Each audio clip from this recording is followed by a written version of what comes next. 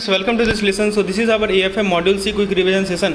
सो अगले दोस्तों 30 से 45 मिनट में मैं आप लोगों को एवीएम के मॉड्यूल सी के सारे इंपॉर्टेंट पॉइंट बता दूंगा। तो दोस्तों अंतिम तक बने रहें। और दोस्तों यदि आपको इसी प्रकार की वीडियोस चाहिए बाकी सभी सब्जेक्ट्स के लिए मॉड्यूल वाइज हमारे पास अवेलेबल है। आप डिस्क्रिप्शन सेक्शन में चले जाइए दोस्तों, वहाँ पर आपको प्लेलिस्ट मिल जाएगा। हर एक यूनिट को हर एक मॉड्यूल के क्विक रिवीजन सेशन को समझाया गया है।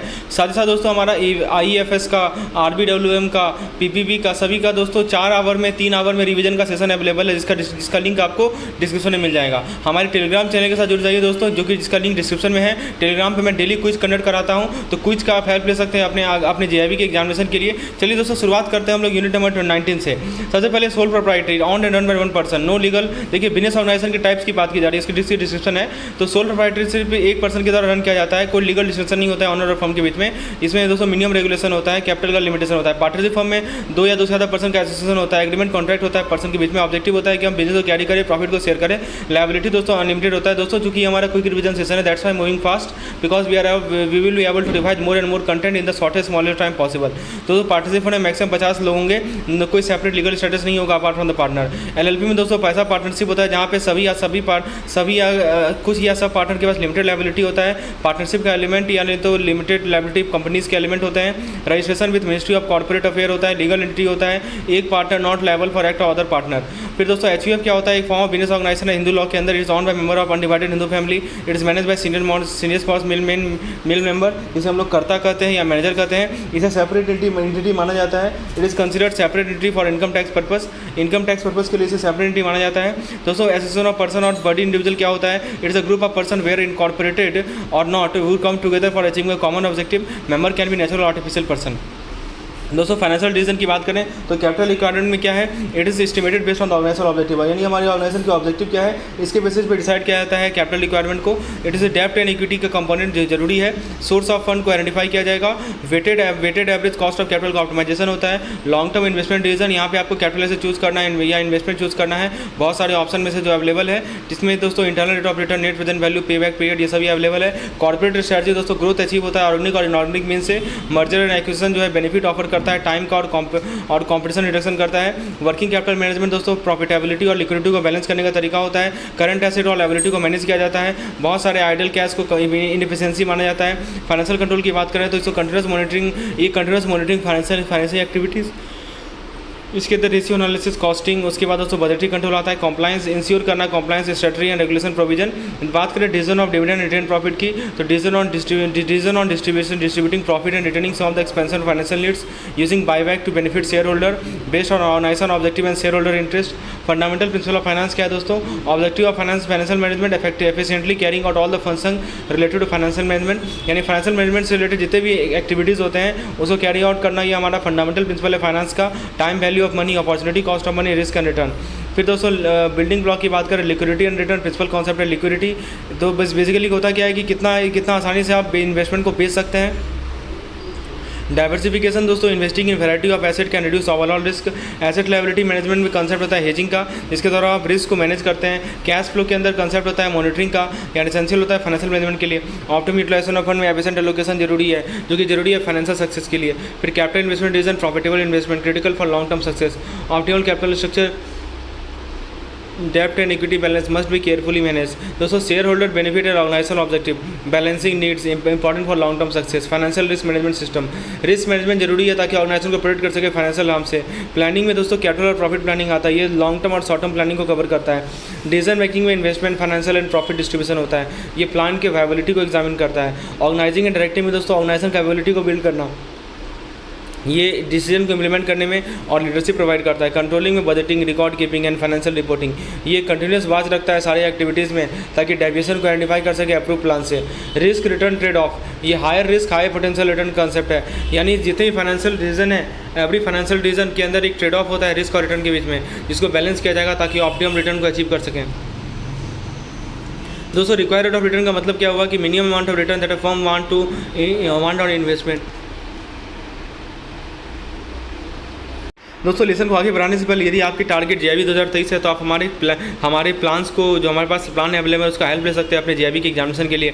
हमारे पास दोस्तों एमसीक्यूज़ है, जिसमें एमसीक्यूज़ पीडीएफ है, हर एक यूनिट वाइज एमसीक्यू पीडीएफ है, जिसमें दोस्तों मैकमिलन बुक से हर एक पेज मैकमिलन बुक से 5 से 10 क्वेश्चन लिए गए हैं। ओवरऑल आपको एक यूनिट में दोस्तों you will get 150 to 200 MCQs which cover the entire concept which is present inside a unit. और उसके अलावा दोस्तों हमारे पास पीडीएफ है, वीडियोज़ हैं, क्विजेज हैं। So all the detail you can see on the screen. For more detail you can WhatsApp me on numbers on the screen. Investment risk की बात करें तो इन्वेस्टमेंट रिस्क में दोस्तों एक ऐसा इन्वेस्टमेंट जहाँ पे गवर्नमेंट बॉन्ड रिस्क फ्री होता है, लेकिन जंक बॉन्ड के पास हाई रिस्क और हाई यील्ड होता है। ये हमारे इन्वेस्टमेंट डिसीजन को अफेक्ट करता है, पोटेंशियल रिटर्न को अफेक्ट करता है। एजेंसी प्रॉब्लम, यहाँ पे क्या होता है दोस्तों कि प्रिंसिपल और एजेंट के बीच में कॉन्फ्लिक्ट ऑफ इंटरेस्ट होता है, इस कारण से अनइथिकल बिहेवियर होता है, फाइनेंशियल लॉस होता है। मिटिगेटिंग एजेंसी प्रॉब्लम, जिसके लिए दोस्तों ट्रांसपेरेंसी, मैनेजर पे restriction, linking compensation to gain of the principal. इससे क्या होता है कि आप कॉन्फ्लिक्ट ऑफ इंटरेस्ट को मैनेज करते हैं। एथिक्स जो है प्रिंसिपल ऑफ राइट को अप्लाई करता है और wrong principle of right and wrong को अप्लाई करता है बिजनेस डिसीजन में। ये आपके स्टेक होल्डर के परसेप्शन को अफेक्ट करेगा, आउटसाइडर के परसेप्शन को अफेक्ट करेगा। सोशल रिस्पॉन्सिबिलिटी दोस्तों आपके रेपुटेशनल और सोशल स्टैंडिंग, जो हमारी कंपनी है उसकी रेपुटेशनल और सोशल स्टैंडिंग को अफेक्ट करता है। Code of conduct, ethics principle, तो दोस्तों इसके अंदर personal responsibility, corporate responsibility, corporate transparency, honesty, integrity, ये सभी आते हैं। ये बिहेवियर को गाइड करता है और डिसीजन मेकिंग को गाइड करता है, जिससे आप एथिकल डिसीजन ले सकें। रिस्क एंड रिटर्न की बात करें तो दोस्तों require rate of return, risk measurement, government versus junk bond, agency problem, theory of conflict of interest. फिर दोस्तों बताया जा रहा है फाइनेंसिंग का क्या रिलेशनशिप है इकोनॉमिक्स और अकाउंटिंग से। फाइनेंस इकोनॉमिक्स का ब्रांच है, ये इकोनॉमिक्स थ्योरी को यूज़ करता है फाइनेंस का। Financing versus accounting, role of finance manager in India, financial decision recorded through accounting, यानी जो भी फाइनेंशियल डिसीजन उसको रिकॉर्ड करते हैं अकाउंटिंग के माध्यम से। अकाउंटिंग दोस्तों आपको एनालाइज करता है, समराइज करता है फाइनेंशियल ट्रांजेक्शन को, ताकि आप फाइनेंशियल स्टेटमेंट प्रिपेयर कर सकें। फाइनेंस एक ब्रॉडर एस्पेक्ट है प्लानिंग का और कंट्रोल का बियॉन्ड अकाउंटिंग। फाइनेंशियल मैनेजमेंट जो है मैनेजमेंट प्रिंसिपल को अप्लाई करता है फाइनेंशियल रिसोर्स एंड एक्टिविटीज़ में। फाइनेंशियल मैनेजर का रोल क्या है, जो भी हमारा कॉम्प्लेक्स और डिमांडिंग है, क्योंकि हमारे इकोनॉमिक और फाइनेंशियल एनवायरनमेंट में चेंजेस के कारण। तो प्रोजेक्ट का जो सिलेक्शन है वो बहुत चैलेंजिंग हो गया है, क्योंकि कॉम्पिटिशन बढ़ गया है। बिजनेस एनवायरनमेंट जो है आसान है कि आप रिसोर्सेज रेज कर सकें, लेकिन इन्वेस्टर प्रोटेक्शन रूल और डिस्क्लोजर रिक्वायरमेंट बहुत स्ट्रिंजेंट हो गया है। डिफिकल्ट है कि आप लॉन्ग टर्म रिसोर्स को रेज कर सकें इंफ्रास्ट्रक्चर प्रोजेक्ट के लिए। फाइनेंशियल मैनेजमेंट तो planning, organising, conducting, controlling financial activities of an organisation, ये सभी आते हैं। रिस्क एंड रिटर्न दोस्तों इंटरडिपेंडेंट है और एक एप्रोप्रिएट ट्रेड ऑफ जरूरी है। बिजनेस एथिक्स और सोशल रिस्पॉन्सिबिलिटी क्या बताया जा रहा है दोस्तों, एक इंपॉर्टेंट एस्पेक्ट है सभी फर्म का। एक well documented code of conduct जो कि गवर्न करता है बिजनेस और एम्प्लॉय को। इन्वेस्टर एक्सपेक्टेशन इंक्रीज बढ़ गया है। Timely disclosure stock sensitive information का जरूरी हो गया है। Interest rate and foreign exchange management की बात करें तो दोस्तों इंटरेस्ट रेट डीरेगुलेशन ने क्या किया है, फिक्स और फ्लोटिंग रेट ऑफ इंटरेस्ट को फैक्टर बनाए जो कंसिडर किया जाएगा। इंटरेस्ट रेट डेरिवेटिव जैसे कि इंटरेस्ट रेट स्वैप, ये अवेलेबल होता है अपने इंटरेस्ट रेट रिस्क को हेज करने के लिए। ट्रेजरी ऑप्शन की बात करें, इंपॉर्टेंट होता है फर्म के लिए कि वो सब्सटेंशियल इनकम को डिराइव करें। फिर दोस्तों टेक्नोलॉजी रिलेटेड स्किल की बात करें तो फाइनेंशियल प्रोफेशनल आप जो है नए टेक्नोलॉजी रिलेटेड स्किल को सीखते हैं, ताकि फाइनेंशियल डेटा में एक्सप्लोजन हुआ है। दोस्तों बात करें अकाउंटिंग रेशियो की यूजेस की तो ये फाइनेंशियल स्टेटमेंट को सिम्प्लीफाई करेगा, ये इंटर फर्म कंपैरिजन को फैसिलिटेट करेगा। It facilitate intra firm comparison, it helps in planning and forecasting. Ratios जो है एलोन नहीं होते हैं कि आप इनफ डिटरमाइन कर सके फाइनेंशियल पोजीशन किसी बिजनेस का। विंडो ड्रेसिंग एक्यूरेसी को अफेक्ट करेगा रेशियोज का। प्राइस लेवल चेंज को ध्यान में रखना पड़ेगा जब भी आप फाइनेंशियल स्टेटमेंट को कंपेयर करें। कोई फिक्स स्टैंडर्ड नहीं होता आइडियल रेशियो का। मैकेनिकल रेशियो होने से मिसलीडिंग हो सकता है और डेंजरस हो सकता है। फ्रेंड्स नेक्स्ट पॉइंट में बताया जा रहा है limitation of accounting ratio and financial statement, comparative study require, non financial charges not being revealed, difference in accounting policy, need for careful scrutiny and adjustment of financial analyst. दोस्तों बताया जा रहा है कि अकाउंटिंग रेशियो मैथमेटिकल रिलेशनशिप होता है accounting figure के बीच में, इससे आप फाइनेंशियल पोजीशन और परफॉर्मेंस किसी कंपनी का इवैल्यूएट कर सकते हैं। रेशियोज को प्रॉफिटेबिलिटी, टर्नओवर, एक्टिविटी या फाइनेंशियल सॉल्वेंसी रेशियो में डिस्क्राइब किया जाता है। दोस्तों अकाउंटिंग पॉलिसी का जो स्टैंडर्डाइजेशन है, जिस कारण से IASB यानी इंटरनेशनल अकाउंटिंग स्टैंडर्ड बोर्ड और INDAS इंडियन अकाउंटिंग स्टैंडर्ड को एस्टैब्लिश किया गया। ये सभी इशू किए गए ministry of corporate affair India में। रेशियो एलोन नहीं होता है कि आप डिटरमाइन कर सके किसी बिजनेस के फाइनेंशियल पोजीशन को, वो केवल आपको इंडिकेशन प्रोवाइड करता है। मैकेनिकल फाइनेंशियल इसके इनफ नहीं होता है रेशियो एनालिसिस के लिए। दोस्तों बताया जा रहा है कि ओवरऑल प्रॉफिटेबिलिटी रेशियो को माना जाता है रिटर्न ऑन इन्वेस्टमेंट ROI, क्योंकि ये आपको परसेंटेज ऑफ रिटर्न शो करता है जो कि आपने टोटल कैपिटल इन्वेस्टमेंट में कितना अर्न किया। सो ROI आपको क्या बताता है दोस्तों, कितना रिटर्न आपने अर्न किया। ROI आपको क्या बताता है दोस्तों, ROI का फुल फॉर्म होता है रिटर्न ऑन इन्वेस्टमेंट। ये आपको बताता है दोस्तों कि कितना रिटर्न आपने अर्न किया जितना आपने कैपिटल इन्वेस्ट किया।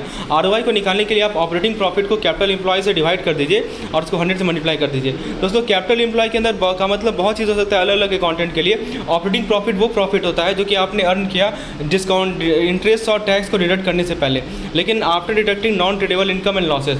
ROI दोस्तों मेजर करता है कितना प्रॉफिट आपने अर्न किया जो कि आपने कैपिटल इन्वेस्ट किया है। और एक ये अच्छा अच्छा इंडिकेटर है ओवरऑल एफिशिएंसी का और बिजनेस के इनएफिशिएंसीज का। ROI को आप यूज़ कर सकते हैं किसी अलग अलग डिपार्टमेंट के एफिशिएंसी को कंपेयर करने में। दोस्तों देखिए ROI का फुल फॉर्म क्या होता है, ये मेजर करता है कि कितना एफिशिएंटली कंपनी अपने पैसे को यूज़ कर रही है प्रॉफिट को जनरेट करने के लिए। ROI का फुल फॉर्म होता है net profit upon capital employed into 100। जितना हायर ROI होगा ये इंडिकेट करेगा बेटर प्रॉफिटेबिलिटी को और एफिशिएंसीज को इन यूटिलाइजिंग दिस फंड। ROI दोस्तों इन्वेस्टर के लिए हेल्पफुल कैसे है, इन्वेस्टर को हेल्प करता है कि ओवरऑल एफिशिएंसीज को एसेस कर सके, कंपनी को किसी कंपनी की ओवरऑल एफिशिएंसी को एसेस कर सके और कंपेयर कर सके दूसरे कंपनी के साथ सेम इंडस्ट्रीज में। यदि ROI कम रहेगा तो यदि ROI जो है cost of borrowing the money से कम रहेगा, इसका मतलब ये वाइज डिसीजन नहीं होगा बोरो करना। दोस्तों अर्निंग पर शेयर मेजर करता है कि कितना प्रॉफिट कंपनी अर्न करेगी per share of the stock. EPS का फुल फॉर्म होता है net profit upon outstanding share. Higher EPS indicate करता है हायर प्रॉफिटेबिलिटी और कंपनी की एबिलिटी की वो डिविडेंड पे करेगी। इसे इन्वेस्टर डिसीजन डिटरमाइन कर सकते हैं, मार्केट प्राइस और EPS को कंपेयर कर सकते हैं दोस्तों, दूसरे कंपनी के साथ डिटरमाइन कर सकते हैं कि अच्छा इन्वेस्टमेंट है या नहीं। PY रेशियो बताता है कि कितना टाइम्स कंपनी का अर्निंग है per share are covered by market price. PY ratio का फुल फॉर्म है market price per share upon EPS। दोस्तों इन सभी रेशियो को मैंने ब्यूटीफुली एक्सप्लेन किया, एलिगेंट वे में एक्सप्लेन किया है अपने वीडियो कोर्स में, जिसमें मैंने एक एक पॉइंट को समझाया एग्जाम्पल के माध्यम से। यदि आप वीडियो कोर्स लेना चाहते हो तो हमारे इस नंबर पर व्हाट्सएप करें, आपको मैं वीडियो कोर्स प्रोवाइड करूँगा। दोस्तों PY रेशियो ज़्यादा रहेगा इंडिकेट करेगा कि हायर एक्सपेक्टेशन है कंपनी के फ्यूचर अर्निंग ग्रोथ का। इसे इन्वेस्टर डिसाइड कर पाएंगे कि शेयर को खरीदा जाए नहीं खरीदा जाए। ग्रॉस प्रॉफिट रेशियो आपको बताता है कंपनी के ग्रॉस प्रॉफिट और नेट सेल में क्या रिलेशनशिप है। ग्रॉस प्रॉफिट रेशियो का फुल फॉर्म होता है gross profit upon net sale into 100। Higher gross profit ratio indicate करता है कि better and profitability and efficiency in managing cost. इसे इन्वेस्टर एसेस कर पाएंगे कंपनी के प्रॉफिटेबिलिटी को और एफिशिएंसी को, अपनी कॉस्ट को मैनेज करने में। कोई फिक्स स्टैंडर्ड नहीं है जज करने का इस रेशियो को, लेकिन ग्रॉस प्रॉफिट कवर करेगा एक्सपेंसेस को और प्रोवाइड करेगा फिक्स चार्जेस एंड रिजर्व्स को। दोस्तों बताया जा रहा है लॉन्ग टर्म सॉल्वेंसी रेशियो। इसमें दोस्तों फॉर्मूला है fix asset ratio, fix asset upon long term capital fund. यदि रेशियो लेस देन 1 है डिजायरेबल है, क्योंकि इसका मतलब ये हुआ कि वर्किंग कैपिटल के कुछ पार्ट को फाइनेंस किया जा रहा है लॉन्ग टर्म फंड के माध्यम से। यदि रेशियो 1 से ज़्यादा है इंडिकेट करता है कि शॉर्ट टर्म सोर्स को डाइवर्ट किया जा रहा है फिक्स एसेट को क्रिएट करने में, जो कि डिजायरेबल नहीं है। प्रॉफिटेबिलिटी रेशियो में ग्रॉस प्रॉफिट रेशियो आता है, gross profit upon net sale into 100 indicate करता है कि सेल्स का कितना परसेंटेज रिजल्ट हो रहा है ग्रॉस प्रॉफिट में। हायर रेशियो इंडिकेट करेगा हायर प्रॉफिटेबिलिटी को। प्रॉफिटेबिलिटी रेशियो में आता है हमारा net profit ratio, net operating profit upon net sales into 100। यहाँ पे दोस्तों इंडिकेट करता है कि सेल का कितना परसेंटेज नेट प्रॉफिट में रिजल्ट हो रहा है। हाई रेशियो इंडिकेट करेगा बेटर मैनेजमेंट एफिशिएंसी। डेब्ट रेशियो में दोस्तों डेब्ट इक्विटी रेशियो आता है total long term debt upon total long term fund और शेयर होल्डर फंड। ये कंपेयर करता है outside liability to share holder fund. एक रेशियो यदि 1 है ये सेटिस्फैक्ट्री माना जाता है, लेकिन हायर रेशियो एक्सेप्टेबल होगा कुछ केसेस में। दोस्तों शॉर्ट टर्म सॉल्वेंसी रेशियो में करंट रेशियो आता है, current asset upon current liability indicate करता है कंपनी की एबिलिटी को कि अपने शॉर्ट टर्म एप्लीकेशन को मीट कर सके। रेशियो 2 है, इसको सेटिस्फैक्ट्री माना जाएगा। Inventory turnover ratio cost of goods sold upon average inventory value होता है। Debtor turnover ratio total credit sale upon account receivable होता है। डेब्ट collection period ratio account receivable by total credit sale number of days. Full formula याद रखिएगा, बहुत important है। यदि आपको इस तरह की वीडियोस चाहिए दोस्तों, जैसे मैंने एक चीज़ को एक्सप्लेन किया है with example, with sufficient example, then you can opt for our video course. For more detail you can WhatsApp या number shown on the screen. Unit 20 में दोस्तों बात करें कंपाउंडिंग पीरियड यदि एनुअली है तो फॉर्मूला है अमाउंट एक्यूमुलेटर का फॉर्मूला है दोस्तों A is equal to P into 1 plus R whole to the power T। Semi annually है तो P under bracket 1 plus R by 2 whole to power 2T। Quarterly है P 1 plus R by 4 to the power 4T।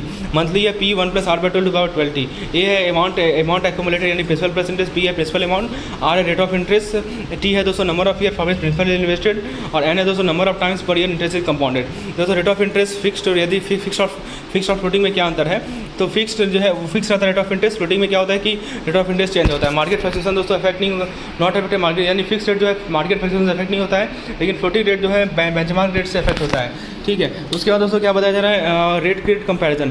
तो दोस्तों ये जो fix rate होता है ना फ्लोटिंग रेट से ज़्यादा होता है और फ्लोटिंग रेट जो है वो फिक्स रेट से कम होता है। रिपेमेंट की बात करें, रिपेमेंट अमाउंट जो है सेम रहता है through out the loan period fix rate के केस में, और फ्लोटिंग रेट के केस में दोस्तों रिपेमेंट अमाउंट वैरी करेगा depending on interest rate change in interest rate, but the equated monthly but EMI remain the same.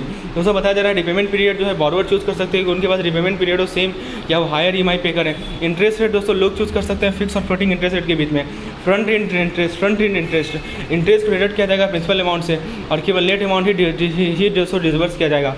Back and interest को add किया जाएगा प्रिंसिपल अमाउंट में और दोस्तों लोन टेन्योर के एंड में पे किया जाएगा। डेली बैलेंस मेथड, इंटरेस्ट को कैलकुलेट किया जाता है डेली बैलेंस के कस्टमर अकाउंट में। एन्युटीज दोस्तों एक सीरीज ऑफ फिक्स पेमेंट होता है जो कि मेड किया जाता है, रिसीव किया जाता है और फिक्स पीरियड स्पेसिफाइड फ्रीक्वेंसी। दो तरह की एन्युटी होती है, ऑर्डिनरी एन्युटी और एन्युटी ड्यू। फ्यूचर वैल्यू दोस्तों यूजफुल होता है फाइंड करने के लिए कितना आप जो है how much you would have in the future by investing a fix amount पर पीरियड गिवन इंटरेस्ट रेट। दोस्तों total present value ordinary annuity की बात करें तो उसका फॉर्मूला होता है C × 1 - 1 फॉर्मूला आप देख सकते हैं दोस्तों। यहाँ पे सी कैश फ्लो पर पीरियड होता है। दोस्तों इन सभी फॉर्मूला को मैंने अपने वीडियो लेक्चर में आसानी समझाया है, जिससे आप चीज़ों को याद रख सकते हैं और क्वेश्चन को सॉल्व कर सकते हैं। यहाँ पे एक एग्जांपल दिया हुआ है इसको समझाने के लिए।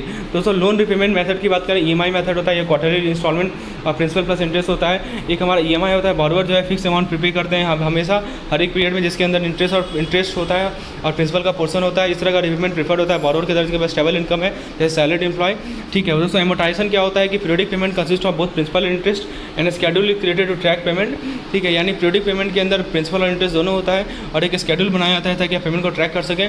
जो फाइनल पेमेंट होता है वो आउटस्टैंडिंग प्रिंसिपल प्लस इंटरेस्ट भी होता है। बैलून रिपेमेंट क्या होता है दोस्तों, जो इंटायर लोन अमाउंट जो है पीरियड के एंड में पे किया जाता है विद एक्यूमुलेटेड इंटरेस्ट और सिंकिंग फंड को क्रिएट किया जाता है ताकि एक्यूमुलेट कर सके नेसेसरी फंड को। दोस्तों यहाँ पे बैलून रिपेमेंट की बात की जा रही है। फिर दोस्तों डेब्ट क्या होता है, डेब्ट है होता है दोस्तों सम ऑफ मनी और by party to other. Capital structure क्या है, द मिक्स ऑफ डेब्ट एंड इक्विटी। ये दोस्तों हमारा नेक्स्ट यूनिट है। बॉन्ड होल्डर कौन होता है, क्रेडिटर जिनके पास कोई ऑनरशिप राइट नहीं है कंपनी में। दोस्तों गारंटेड पेमेंट क्या होता है, payment made during the bond life including interest and principal. Risk क्या होता है, डेब्ट कैपिटल लेस रिस्की होता है than equity capital. Tax deductible interest यानी इंटरेस्ट पेमेंट ऑन डेब्ट और tax deductible. Fix interest rate और fix for bond. Holder and issuer, जो बॉन्ड का जो होल्डर होता है वो लेंडर होता है और इशूअर जो होता है वो बॉरोवर होता है। सेकेंडरी मार्केट, बॉन्ड को आप खरीद सकते हैं, बेच सकते हैं सेकेंडरी मार्केट में, जिस कारण से वो हाईली लिक्विड होता है। दोस्तों फेस वैल्यू जो कितना फर्म ने अमाउंट बोरो किया, कूपन रेट जिस rate of interest bond carry करती है, मैच्योरिटी जिस पीरियड के लिए बॉन्ड को इशू किया गया या रिपे किया जाएगा, रिडेम्पशन वैल्यू जो मैच्योरिटी होने पे जो बॉन्ड होल्डर को जो वैल्यू मिलता है उसे रिडेम्पशन वैल्यू कहते हैं। इंटरेस्ट रेट दोस्तों फिक्स होता है और नॉन इंटरेस्ट जो कि बॉन्ड होल्डर को पे किया जाता है। डेली काउंट कन्वेंशन, बहुत सारे मेथड को यूज़ किया जाता है। फिक्स रेट बॉन्ड जिसका कांस्टेंट कूपन रेट रहे throughout the bond life. FRN क्या होता है, फ्लोटिंग रेट नोट होता है जिस बॉन्ड का वेरिएबल कूपन लिंक होगा रेफरेंस रेट से।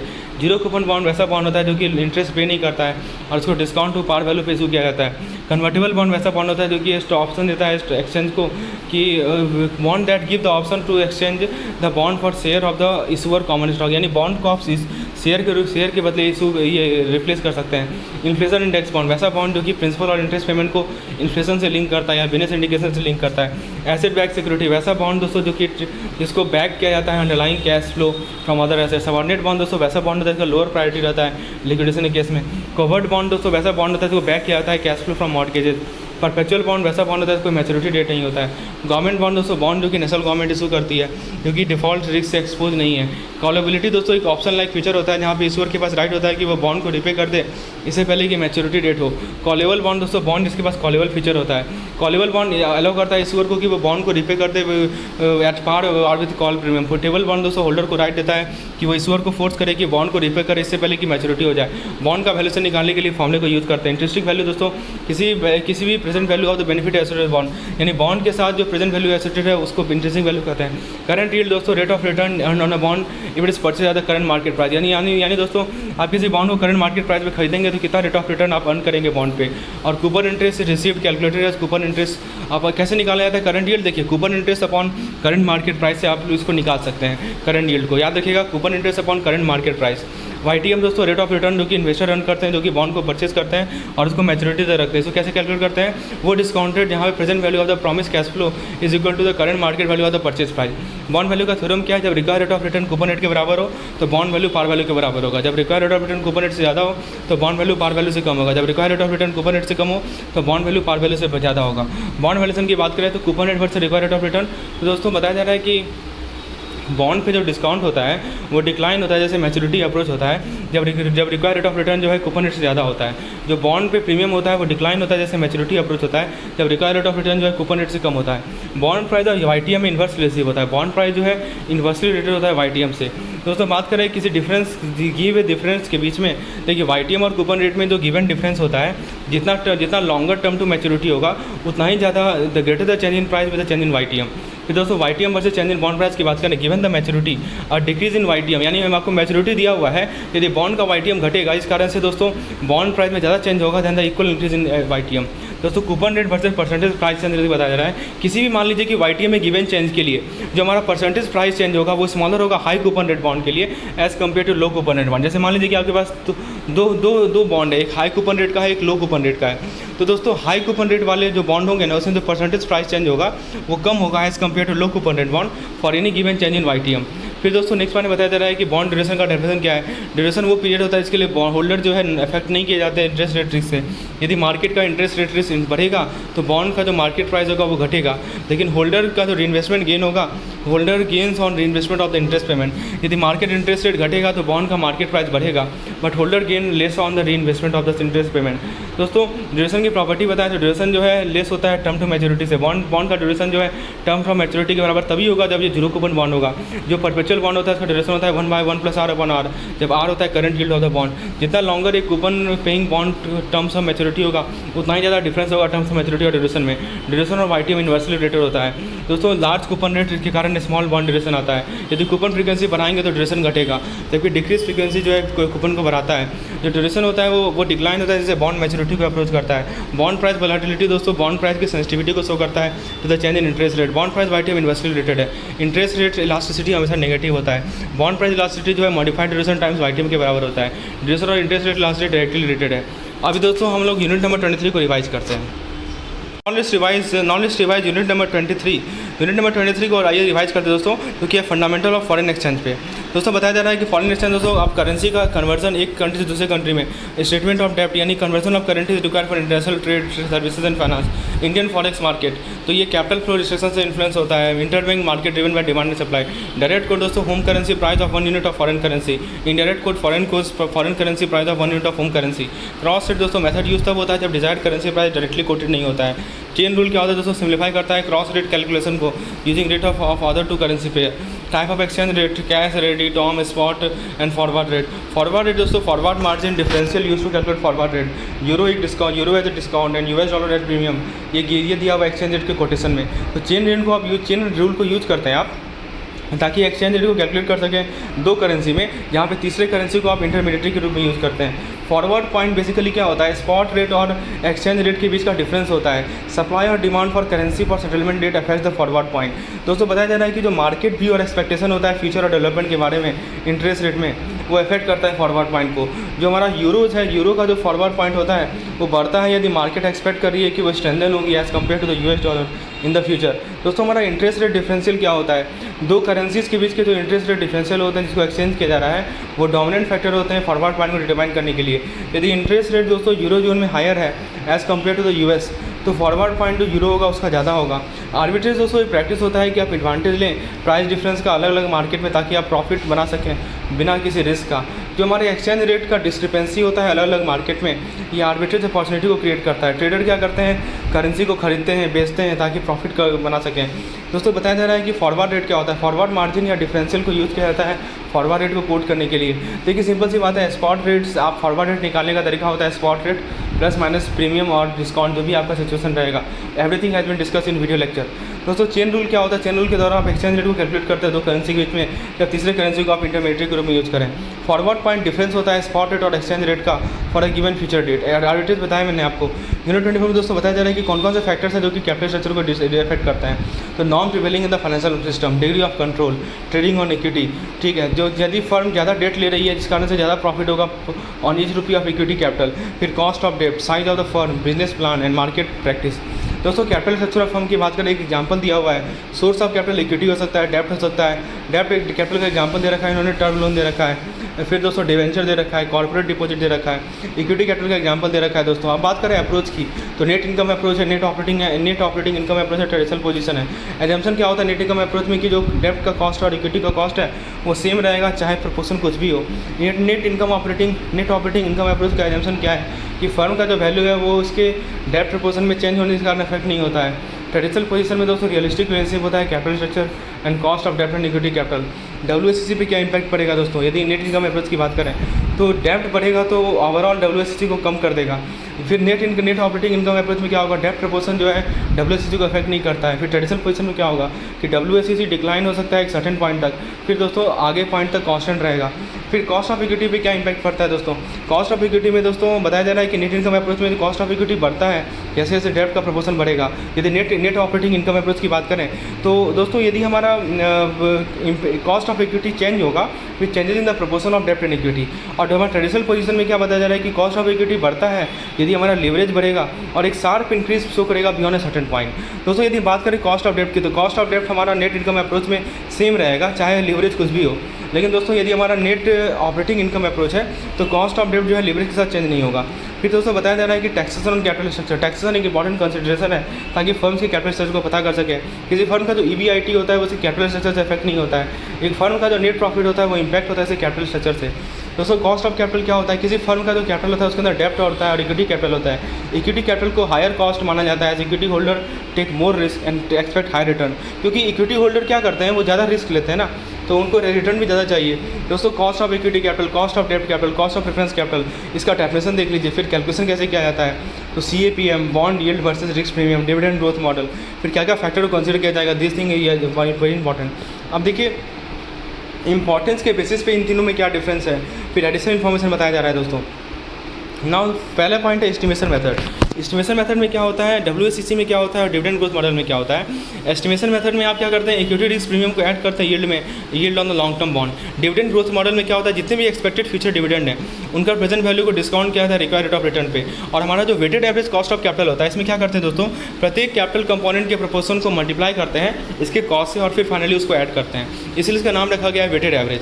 दोस्तों यदि यील्ड और रिस्क पैरामीटर की बात करें तो हमारा जो bond yield plus risk premium होता है इसमें जो लॉन्ग टर्म बॉन्ड होते हैं ना फर्म के, उसको जोड़ते हैं इंडिविजुअल इन्वेस्टर के perception of the equity risk premium.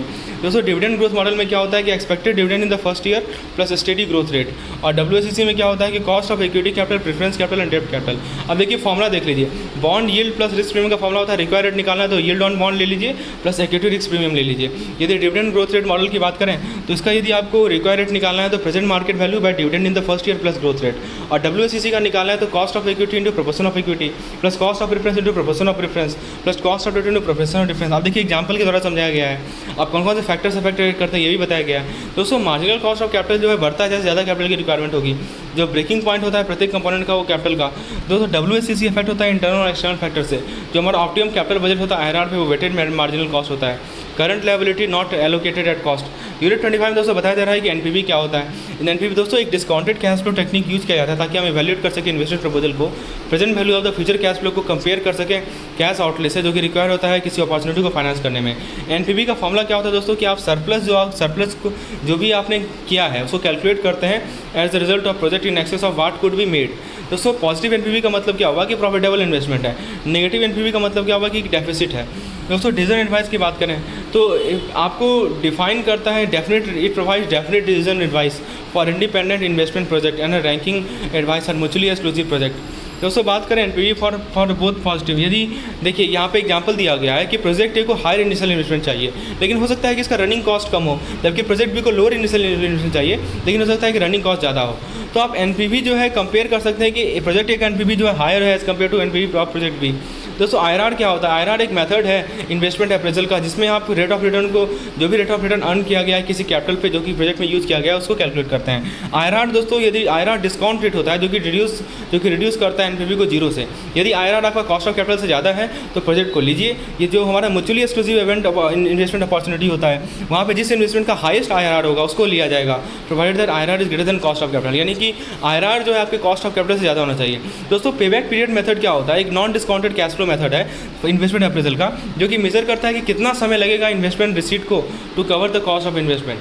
दोस्तों नेट कैश फ्लो को यूज किया जाता है कैलकुलेशन के लिए। एक्सेप्टेबल पेबैक पीरियड का जो चॉइस होता है वो आर्बिट्रेरी है, इसको चूज किया जा सकता है based on business characteristics such as potential cash flow problem and capital division. So friends अब हम लोग कंपेयर करते हैं कि हमारा पेबैक पीरियड और ARR में क्या डिफरेंस है। तो पेबैक पीरियड में क्या होता है कि आप टाइम फॉर इन्वेस्टमेंट रिसीट को मेजर करते हैं ताकि कॉस्ट को कवर कर ले। ARR में क्या होता है कि प्रॉफिटेबिलिटी को मेजर करते हैं अकाउंटिंग प्रॉफिट के माध्यम से। पेबैक पीरियड दोस्तों एक आर्बिट्रेरी पेबैक पीरियड को एस्टैब्लिश करता है। Accounting rate of return average profit को डिवाइड करता है after tax by average investment value. क्या क्या फैक्टर लिया जाएगा पेबैक पीरियड में, केवल cash flow during a payback period लिया जाएगा। ARR में दोस्तों इंटायर हिस्ट्री ऑफ इनकम लिया जाएगा।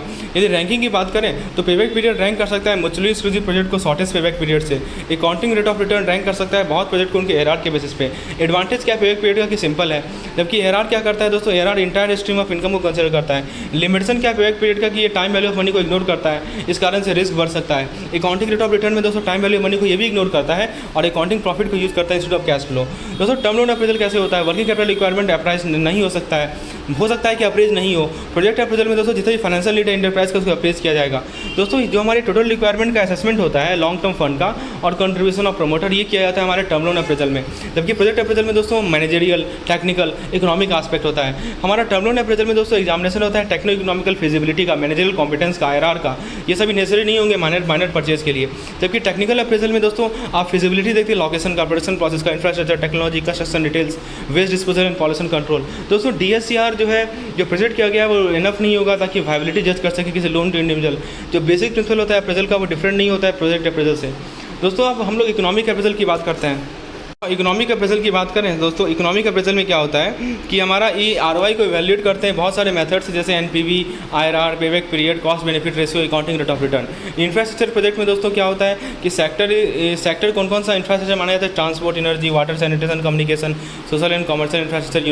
यूनिक रेट से क्या है दोस्तों, लॉन्ग इंप्लीमेंटेशन, पेबैक पीरियड होता है, हाई डेब्ट इक्विटी रेशियो होता है। टर्म लोन का डिस्बर्सल की बात करें तो मार्जिन जो है वन टाइम पर्पज के लिए डिपॉजिट किया जाएगा।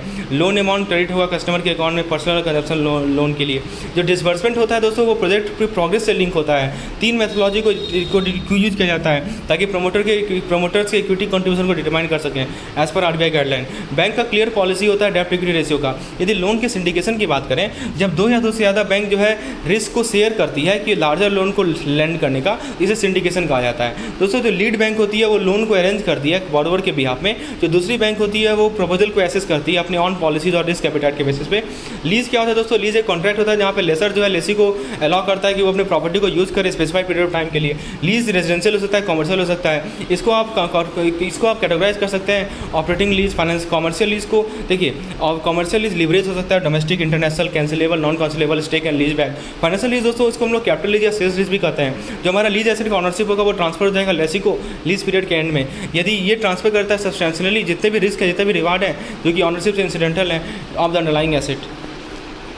हम लोग देखते हैं कि हमारा फाइनेंशियल लीज और ऑपरेटिंग लीज में क्या डिफरेंस है, बहुत इंपॉर्टेंट है दोस्तों। यहाँ पे क्या बताया जा रहा है कि जो फाइनेंशियल लीज होते हैं ना उसमें जो एसेट का ऑनरशिप होता है वो लेसी को ट्रांसफर हो जाता है लेसी के टर्म्स में, लीज के टर्म्स में एंड में। लेकिन ऑपरेटिंग लीज में क्या होता है कि एसेट का जो ऑनरशिप है वो लेजर के पास रहता है। फाइनेंशियल लीज में क्या दोस्तों, लेजी के पास ऑप्शन है कि वो एसेट को परचेज कर सकेगा लोअर प्राइस पे, लेकिन ऑपरेटिंग लीज में दोस्तों कोई ऑप्शन नहीं होता है परचेज करने का। फाइनेंशियल लीज में क्या होता है कि जो लीज टर्म होता है वो major part of economic life of asset को कवर करता है, लेकिन ऑपरेटिंग लीज में दोस्तों लीज टर्म सब्सटेंशियली लेस होता है than economic life of the asset. Financial lease में दोस्तों हमारा जो मिनिमम लीज पेमेंट का जो प्रेजेंट वैल्यू है at the inception of the lease is equal to और exceed the fair value of lease, लेकिन ऑपरेटिंग लीज में कोई ऐसा रिक्वायरमेंट नहीं है। फाइनेंशियल लीज में दोस्तों जो हमारे स्पेशलाइज एसेट है उसको लेसी यूज कर सकता है, लेकिन ऑपरेटिंग लीज में ऐसे कोई रिक्वायरमेंट नहीं है। और फाइनेंशियल लीज में दोस्तों लेसी के पास राइट होता है कि वो लीज को कैंसिल कर दे और जो भी लॉस है वो लेसर के द्वारा इनकर किया गया है वो लीज लेसी बॉन्ड करेगा। लेकिन हमारे ऑपरेटिंग लीज में क्या होता है कि लेसी के पास राइट होगा कि वो लीज को कैंसिल करे, लेकिन पेनल्टी सब्सटेंशियल होगा। दोस्तों लेसी के पास राइट होता है कि वो लीज को लोअर रेंट पे कंटिन्यू करे देन मार्केट रेंट।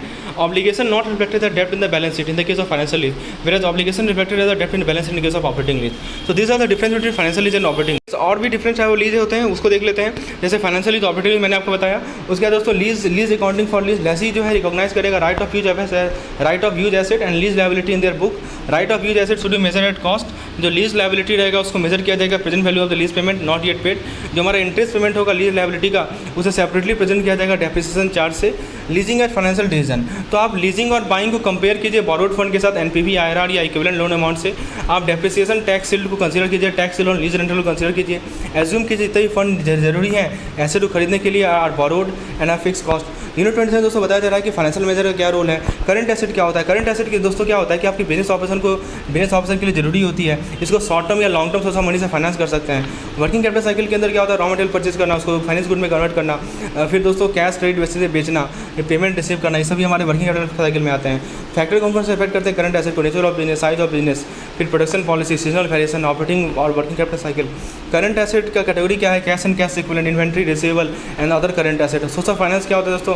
फर्म्स के on working capital fund created from supply, bank overdraft. दोस्तों बात करें सोर्स ऑफ फाइनेंस की तो एक्रूवल क्या होता है? एक्यूमुलेशन ऑफ रेवेन्यू और expenses expected to be paid और received in future. Trade credit क्या होता है दोस्तों? जो भी क्रेडिट एक्सटेंड किया गया सप्लायर के द्वारा ताकि पेमेंट को डिफर कर सके गुड्स के लिए या सर्विस और उसने रिसीव किया है। वर्किंग कैपिटल एडवांस क्या होता है दोस्तों? दोस्तों पब्लिक डिपॉजिट क्या होता है? जो पैसा आपने कंपनी ने रेज किया पब्लिक के माध्यम से। इंटर कॉर्पोरेट डिपॉजिट क्या होता है? जो पैसा एक कंपनी ने रेज किया, जो पैसा कंपनी ने डिपॉजिट किया है बैंक अकाउंट में दूसरे कंपनी के। दोस्तों राइट डिवेंचर क्या होता है कि आपने डिवेंचर इशू किया है कंपनी के द्वारा तो अपने शेयर होल्डर को। कमर्शियल पेपर क्या होता है? एक शॉर्ट टर्म डेब्ट इंस्ट्रूमेंट होता है जो कंपनी इशू करती है। फैक्टरिंग क्या होता है कि कंपनी के अकाउंट रिसीवेबल को बेचा जाए थर्ड पार्टी को।